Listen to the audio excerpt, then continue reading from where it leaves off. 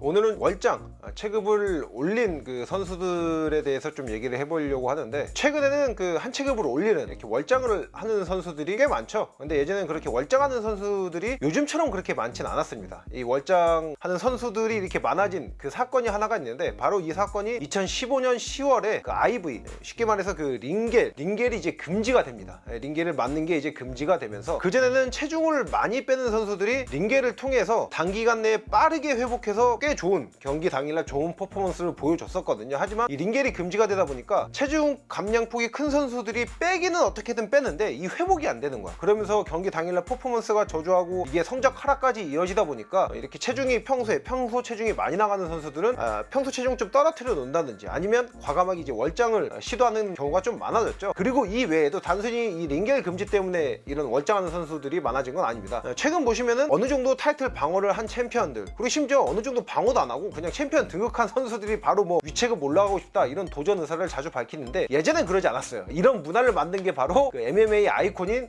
코너 맥그리거입니다. 코너 맥그리거가 2016년도에 라이트급, 그러니까 패더급 챔피언 이후에 라이트급 챔피언에 등극하는데, 그러니까 UFC에서 그냥 따로따로 그 뭐 한 체급 뛰다가 다른 체급 이제 뭐 그 타이틀 내주고 다른 체급 이동해가지고 챔피언 되는 경우는 있었는데, 코너 맥그리거처럼 동시에 두 체급을 섞어나는 이런 사례는 UFC 역사에 단 한 번도 없었거든요. 근데 이제 코너 맥그리거가 이런 역사를 만들어 가면서 너도 나도 발자취리게 쫓아서 가게 되면서 그런 문화가 만들어진 거죠. 이렇게 맥그리거처럼 잘했던 애가 위체급 가서도 잘한 게 아니라, 원래는 못했던 선수가 갑자기 아래 체급도 아닌 위체급 가서 환골탈태해서 잘하게 된 이런 선수들이 있거든요. 그런 선수들을 정리해서 소개시켜드리는 컨텐츠를 준비했습니다. 일단 첫 번째로는 일리아 토프리아입니다. 토프리아 이름을 듣고 많은 분들이 의아해 하실 거예요. 토프리아가 체급을 올렸었다고? 이런 생각을 하실 텐데, 그런 반응이 당연한 겁니다. 왜냐면 토프리아는 UFC에서 지금까지 7번 경기를 뛰었는데 한 경기 빼고 다 패더급을 뛰었죠. 그리고 패더급 외에 다른 한 경기도 대체 선수로 긴급 투입돼서 위체급인 라이트급에서 뛴 거고요.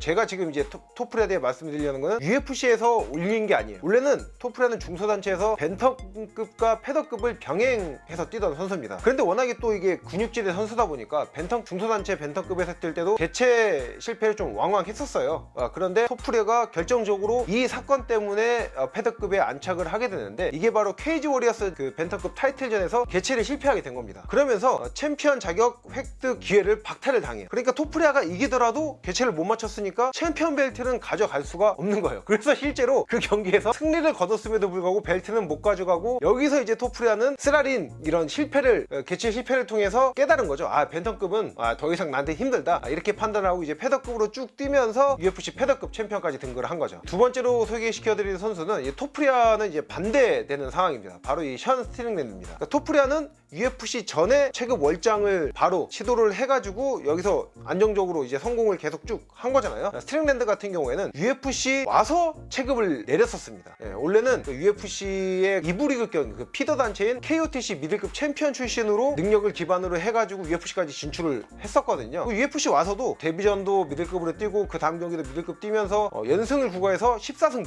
무패의 가도를 달리는 무패 파이터였습니다. 그런데 UFC 3전 때부터 갑자기 스트링랜드가 체급을 내립니다. 웰터급으로 이제 체급 하향을 시도를 하는데, 웰터급 데뷔전에서 근데 패배를 했어요. 웰터급의 그 스트라이커인 그 산티아고 폰지니비오를 만나가지고 패배를 했는데, 이러면은 보통 이 체급 내렸다 바로 지면은 또 체급 다시 돌아가는 선수 많거든요. 근데 스트링랜드는 역시나 그 의지의 사나이답게 올리지 않고 웰터급에서 계속 활동을 합니다. 그래서 다음 경기부터 해가지고 또 3연승 구가했었는데, 또 여기서 카마루 우스만을 만나가지고 패배를 하고, 여기서도 웰터급에서 계속 남아있어요. 그러면서 뭐 승패 좀 이제 반복을 하는데, 그러니까 스트링랜드가 웰터급에서 본인이 원하는 성적이 안 나와서 미들급으로 올린 게 아닙니다. 스트링랜드가 이제 미들급으로 올리게 된 결정적인 사건이 바로 이 오토바이 사고예요. 그러니까 스트링랜드가 오토바이 사고를 정말 크게 당해서 2년 동안 쉬었었는데, 2년 동안 공백 이후에 이제 미들급으로 복귀를 해서 여기서 연승하고 챔피언에 등극을 한 겁니다. 그러니까 스트링랜드가 사람들한테 이름을 알리고 챔피언까지 등극한 시기가 바로 이 오토바이 사고 이후 미들급에서 활동한 스트링랜드인 거죠. 그 다음은 이제 로버트 휘테커입니다. 휘테커 같은 경우에는 이거는 좀 오랫동안 MMA를 보신 분들은 다 아실 텐데 최근에 MMA 접하신 분들은 잘 모를 것 같아요. 로버트 휘테커는 원래 웰터급에서 뛰던 선수죠. 터프를 통해서 UFC와 계약을 했는데 터프 때도 웰터급으로 참가를 했었고요. UFC 넘어와서도 웰터급에서 활동을 했고 이 당시에 이제 타격을 워낙 잘해서 국내 팬들한테 이제 톰슨 교수님이라고 불리는 스티븐 톰슨과도 경기를 한 적이 있습니다. 근데 그때 이제 경기를 패배하면서 연패까지 기록을 하기도 했고요. 하지만 이 연패 이후에 바로 미들급으로 올린 게 아니라 웰터급에 남아서 연패를 끊고 난 이후에 다시 미들급으로 올라간 겁니다. 그리고 이제 미들급에서 연전 연승 5연승까지 구가하면서 챔피언까지 등극을 했죠. 휘테커는 이때 휘테커가 이제 5연승 구간 중에 또 업적 중 하나가 제 개인적으로는 거의 뭐 제가 개인적으로 평가하기는 챔피언에 등극한 만큼의 업적이라고 생각하는 건데 이 바로 도깨구리 유엘 로메로를 2번 연속이나 잡아낸 겁니다. 그러니까 로메로가 한참 UFC에서 뛸 때 여러 선수들이 챔피언보다 더 챔피언의 아우라를 뽐내는 선수다, 경기 정말 하기 싫은 선수다, 심지어 뭐 데런틸 같은 경우에는 술 먹고 트위터에다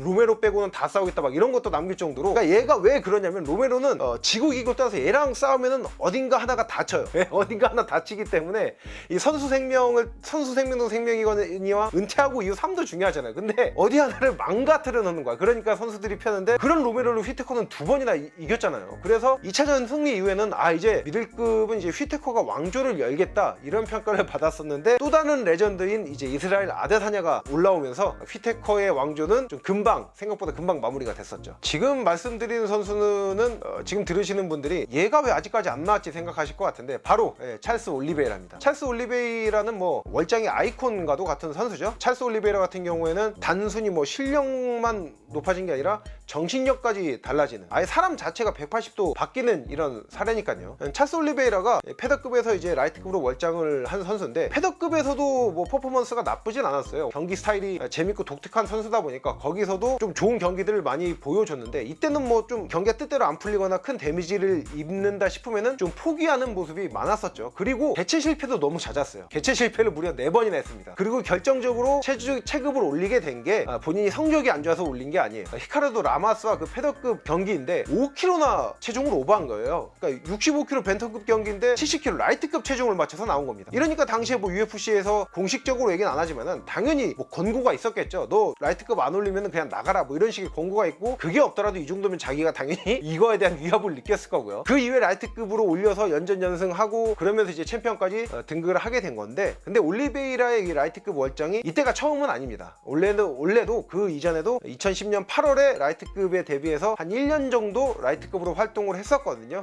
근데 당시에 도날드 세로니한테 패배하면서 다시 패더급으로 내려갔었습니다. 그러니까 이게 찰스 올리베이라가 패더급에서 거둔 성적이 7승 4패예요. 이 전적만 놓고 보면은 이 선수가 원래 뛰던 체급은 패더급에서 당연히 챔피언이 안 되는 것도 안 되는 건데 위체급 가서 챔피언이 된다? 뭐 랭커가 된다? 이런 건 상상도 못할 정도의 성적인데, 이래서 역시 이거 사람은 단순히 평가만 안 된다. 또 이런 걸 또 올리베이라를 통해서 알 수가 있는 거죠. 오늘 이 컨텐츠의 주인공이라고 봐도 진짜 무방할 정도의 그런 대단한 선수인데, 왜냐면은 지금까지 말씀드린 선수는 한 체급 올린 선수예요. 한 체급 올렸는데 지금 말씀드린 선수 이 앤소니 존슨은 무려 2체급이나 올렸습니다. 느낌상 그렇게 확 와닿지 않을 수가 있어요. 그런데 앤소니 존슨이 웰터급 77kg에서 라이트 헤비급으로 올렸는데 라이트 헤비급 몸무게가 94kg입니다. 그러니까 20kg를 올린 거예요. 사람 자체가 아예 바뀌었다고 보시면 됩니다. 그러니까 워낙에 평소에 이 체격이 크다 보니까 2체급을 또 올려서 좋은 활약을 보여주면서 거기서 또 라이트 헤비급에서 2번이나 타이틀전을 하기도 했었죠. 그리고 워낙 이렇게 큰 선수다 보니까 당연히 웰터급 뛸 때도 개체 실패가 있었습니다. 2번이나 개체를 실패했고, 그리고 감량고가 워낙 크다 보니까 미들급으로 한번 올렸거든요. 근데 미들급에서 올렸는데 원래 웰터급에서 한 체급 올린 거잖아. 그럼 좀 수월하게 맞춰야 되잖아요. 근데 미들급에서 체중을 5kg나 오버를 한 겁니다. 그러니까 여기서 UFC가 얘를 그냥 퇴출시켰어요. 근데 앤소니 존슨은 이제 그때 좀 정신을 차린 거죠. 이게 내가 미들급도 힘들고 이럴 바에 차라리 과감하게 체급 올리고 근육량 좀 더 붙여서 원래 화력이 좋은 선수니까 내 화력이 어디까지 가는지 한번 끝까지 해보자, 이런 결심을 해서 UFC 나와서 중소단체에서는 라이트 헤비급으로 활동을 합니다. 그리고 이게 성공적이었던 거죠. 6연승까지 구가하는데 또 이 6연승 구간 중에는 또 특이한 기록이 있는 게 헤비급 경기를 한번 뛰었었거든요. 근데 그 헤비급 경기에서 어쨌든 승리도 거뒀죠, 당연히. 그런데 그 상대가 누구냐면은 UFC 헤비급의 레전드인 알롭스키입니다. UFC 헤비급 최다 승리를 가지고 있는 알롭스키인데 지금도 현역으로 뛰고 있죠. 근데 그런 알롭스키를 헤비급에서 이기는 이런 또 엄청난 퍼포먼스를 보여줬습니다. 그러니까 뭐 앤소니 존슨이 뭐 웰터급 뛰던 시절에 또 뭐 감량에 대한 일화도 있는데, 과거에 이제 찬성이 형이 뭐 사우나에서 본 적도 있다고 해요. 근데 거기 사람이 반 죽어 있다고 합니다. 그냥 아예 그냥 침 질질 흘리고 이렇게 가만히 앉아 있고, 그리고 평소 체중일 때 한번 행사장에서 만났는데 옆에 있던 친구랑 싸웠다고 해요. 그러니까 그 친구는 야 쟤 앤소니 존슨이라 이러는데 정찬성, 그 코리안 좀비 정찬성 같은 경우에는 사우나에서 죽어가는 앤소니 존슨을 보고 그 위에 그 행사장에서 본 거잖아요. 그러니까 거기서 야 쟤 뭐 말도 안 되는 소리 하지 마. 제가 무슨 앤소니 존슨이냐고, 그냥 비슷하게 생긴 사람이라고. 근데 진짜 헤비급보다 그때도 더 컸다고 합니다. 그러니까 그런 선수가 라이트 헤비급 올라가니까 오히려 포텐셜이 터지면서 좋은 모습을 보여줬던 거죠. 이렇듯 이게 앤소니 존슨은 다른 것보다 이게 화력이 좋은 선수다 보니까 팬들한테 사랑을 정말 많이 받았거든요. 그런데 2022년 11월에 혈액암과 이제 면역기 질환으로 좀 안타깝게 빨리 떠났죠. 그러니까 이게 월장을 할 때 무조건 내가 감량고가 좀 많이 빼는 것 같아서 좀 올리고 싶다 해서 올리는 것도 아니고 좀 덜 뺀다고 해서 올리는 것도 아니고, 결국에는 그 자신이 지금 뭐가 어려운지 이거를 택하는, 그거를 좀 정확히 파악하는 능력이 좀 중요하다고 생각해요. 내가 경기 당일날 이 체중을 너무 많이 빼는 것 때문에 좀 고통을 많이 받는다. 그런데 이것도 또 사람마다 다른 게, 먹는 걸 너무 좋아하는 선수도 있거든요. 똑같이 뭐 어느 정도 식단 관리하고 뭐 어느 정도 똑같은 고통을 겪더라도 A 선수와 B 선수가 느끼는 이 감수성, 고통의 크기는 다를 수가 있어요. 그렇기 때문에 이런 것까지 다 고려를 해가지고 이 월장이나 아니면 체급 하향을 고려하는 게 저는 정확하다고 생각을 합니다. 그렇기 때문에 지금 제가 말씀드린 부분을 좀 들으시면 아시겠는 게, 결국에는 코치진과의 그런 의사소통이 중요하고 그런 선수의 상태를 파악하는 뭐 코치의 능력, 또 선수 또한 본인을 제대로 볼 수 있는 자기 객관화 능력도 굉장히 좀 중요한 부분이죠. 그래서 오늘은 월장을 해가지고 그 이전과는 완전 달라진 좋은 퍼포먼스를 선보이면서 성공한 선수들을 소개하는 시간을 가져봤고요. 다음 시간에도 유익한 컨텐츠로 찾아뵙도록 하겠습니다. 렛츠 댄스!